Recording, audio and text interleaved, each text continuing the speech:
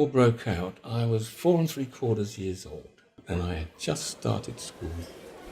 We used to have a game every morning. We'd come into our classroom, and the first lesson was putting on your gas mask, and the team to all get their gas masks on and their hand in the air, they were the winners. And they went to play 5 minutes early. The whole school got evacuated. About 2 weeks, 3 weeks later. It's etched on my mind. My brothers, well, the eldest was Ken, he was 12, and then Sid, he was 10. And because I was so much younger than they were, I really didn't exist. I was just a pest, a nuisance. I still remember the morning when we were evacuated because Mother sat me on top of the draining board as usual and gave my face and hands a scrub and my knees a scrub. And then she said, well, you're going on a long train ride today, Stanley, so I must get you nice and clean. And I said, well, where are we going? She says, I don't know where you're going, but you're going with Ken and Sid and you'll all be together. And I said, why are we going away? She said, because the war. The war started and soon we'll all be getting bombed and so they're going to send all the children away to somewhere safe. And then we got to the station and Mum kissed us goodbye and she was crying. And I said, why are you crying? She said, don't worry about me. And we went down to the platform, got on the train, and the train puffed away. We were all so excited. We were all leaning out the windows, and everybody was waving their handkerchiefs. And I was waving my handkerchief, which Mum had given to me on the platform. She had wiped my face with it and said, look after that handkerchief. And the boy in the carriage behind, he said, let it go and I'll catch it. So I let it go and he didn't catch it. And my mum's handkerchief went flying off over the fields. And I cried. I cried a lot. And Ken said, pack it in, drizzler.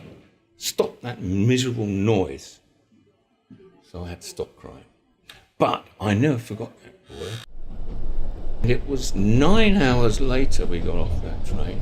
We were all very hungry because our sandwiches had run out by about 10 o'clock in the morning.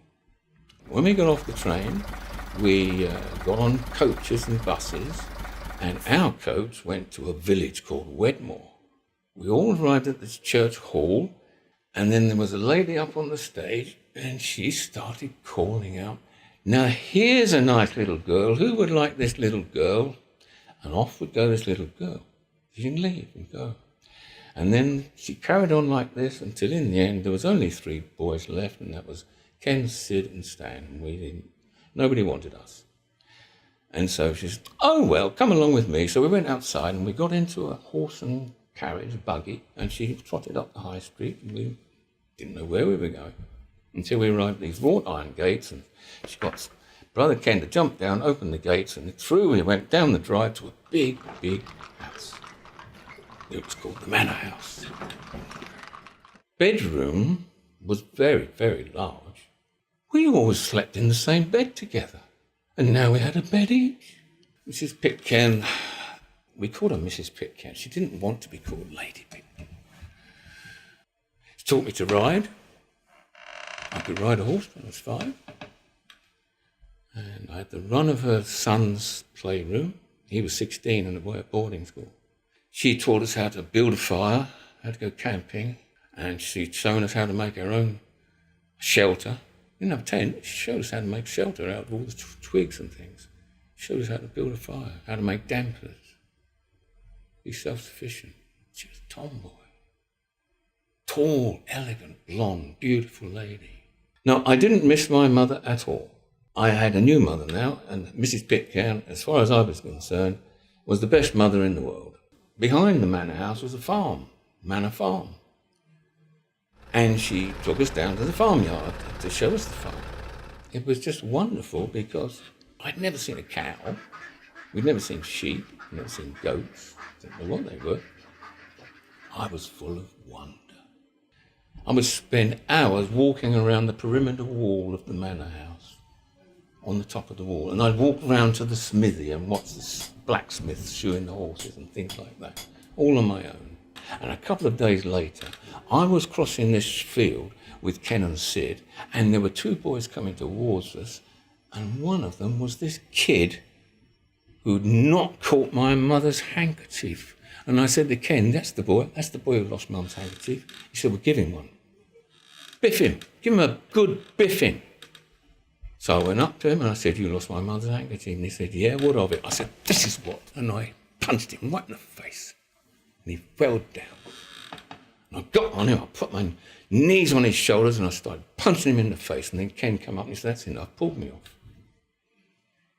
And then we stood up and Ken said, now shake hands. So we shook hands. And we were best friends for the rest of our lives. Never had a better friend than him. That was Danny Sinclair. Wedmore was just a small, tiny village, and there were less people living in Wedmore than we had in our street in London. I can't get it out of my mind, this scene. I relive it 1,000 times. Mother arrived, and I didn't know why. I soon found out she'd come down to visit us, to take us home, as she put it, take us back to London. And I was just astonished because I thought, I don't know you. I didn't know this woman who was going to take me back to London. I had hardly any memory of her. And I was just standing next to Mrs. P, holding her skirt, stripping her skirt, because I could see what was happening here. Someone was going to take me away. This woman was going to take me away, and I did not want to leave. So Mrs. Pitcairn had her arm around me, and I can remember her saying, Mrs. Hedges, she said, look, take Ken and Sid, but leave Stanley with me. I can do something with him. It just burned itself into me. What did she mean when she said she could do something?